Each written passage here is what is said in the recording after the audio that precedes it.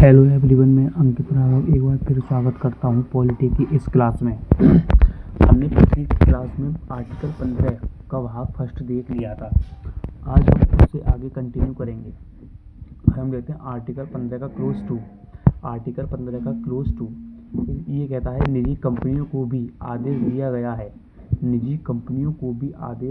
है कि वह भी दुकान, होटल, सार्वजनिक स्थान द्वारा वित्त पोषित कुआं एवं तालाब पर उपयुक्त 5 आधार पर भेदभाव नहीं करेगा।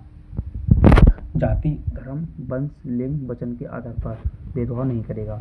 हम देखते हैं आर्टिकल 15 का क्लोज 3। महिला तथा बच्चों को विशेष छूट दी जा सकती है। आर्टिकल 15 का क्लोज 3 कहता है महिला तथा बच्चों को विशेष छूट दी जा सकती है। आर्टिकल 15 का 4 पहला संशोधन 1951 के तहत जोड़ा गया। सामाजिक तथा आर्थिक पिछड़ों को विशेष छूट प्रदान की जा सकती है।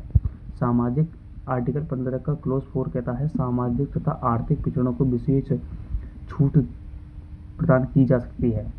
हम देखते हैं आर्टिकल 15 का क्लोज 5 93वां संशोधन 2005 के तहत जोड़ा गया। शैक्षणिक संस्थानों में नामांकन हेतु विशेष प्रावधान कहता है। आर्टिकल 15 का 6 है 103 संशोधन के तहत जोड़ा गया। ईडब्ल्यूएस का आरक्षण से संबंधित ईडब्ल्यूएस की फुल होती है elective vehicle section.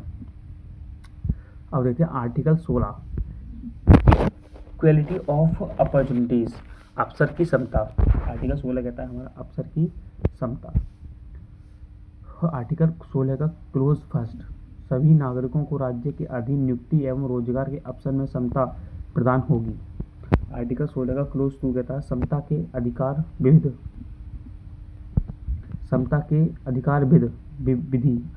Article close 2 कहता है समता के अधिकार विधि 7 हैं। धर्म, जाति, निवास, लिंग, वंश, जन्मजात और उद्भव, इन आधारों पर राज्य पदों में नियुक्ति के संदर्भ में भेदभाव नहीं करेगा। अब आता है आर्टिकल 16 का क्लोज 3 राज्य द्वारा स्थानीय निवासियों को विशेष छूट दी जा सकती है। आर्टिकल 16 का क्लोज 3 कहता है राज्य द्वारा स्थानीय निवासियों को विशेष छूट दी जा सकती है। हम देखते हैं आर्टिकल 16 का क्लोज 4 सामाजिक तथा आर्थिक पिछड़ों को विशेष छूट दी जा सकती है, जैसे कि ST, SC, OBC। हम देखते हैं आर्टिकल 16 का क्लोज 4A 77 अमेंडमेंट 1995 के तहत जोड़ा गया। प्रमोशन में आरक्षण तथा प्रोन्नति में आरक्षण की अवसर है। हम देखते हैं आर्टिकल 16 का क्लोज 4B 81 अमेंडमेंट 2000 के तहत जोड़ा गया। बैकलॉग में आरक्षण। हम देखते हैं आर्टिकल 16 का 6 EWS का आरक्षण 103 अमेंडमेंट 2019 के तहत जोड़ा गया। अब हम देखते हैं आर्टिकल 17। इसमें आर्टिकल 17 अस्पृश्यता छूआछूत का अंत है। हम देखते हैं अस्पृश्यता अपराध अधिनियम 1955। इसमें 1976 में परिवर्तन हुआ। इसमें क्या हुआ, 5000 का जुर्माना या 6 माह कारावास दोनों। अगर आप अस्पृश्यता अपराध अधिनियम के तहत कुछ भी करते हैं तो आप पे 500 रुपये का जुर्माना या फिर 6 महीने का कारावास या फिर दोनों भी हो सकते हैं। हम देखते हैं आर्टिकल 18।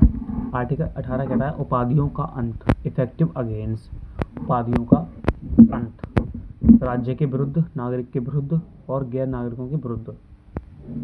राज्य किसी तरह की उपाधि प्रदान नहीं करेगा नागरिक के विरुद्ध। नागरिक विदेश से उपाधि ग्रहण नहीं करेंगे और गैर नागरिक ऐसे विदेशी जो भारत में लाभ के पद पर हैं वह राष्ट्रपति के अनुमति के बिना विदेश उपाधि नहीं लेंगे। अपवाद, शिक्षा तथा सेना मिलिट्री में उपाधि ली जा सकती है। बालाजी राघवन, अभी एक नोट है, बालाजी राघवन वर्सेस भारत संघ केस 1996।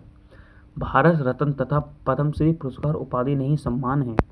भारत रत्न तथा पद्मश्री पुरस्कार उपाधि नहीं सम्मान है। इसमें है सोशल मीडिया उपाधि नहीं है क्योंकि इन्हें राज्य सरकार नहीं देती बल्कि यह उपाधि स्वयं दी जाती हैं।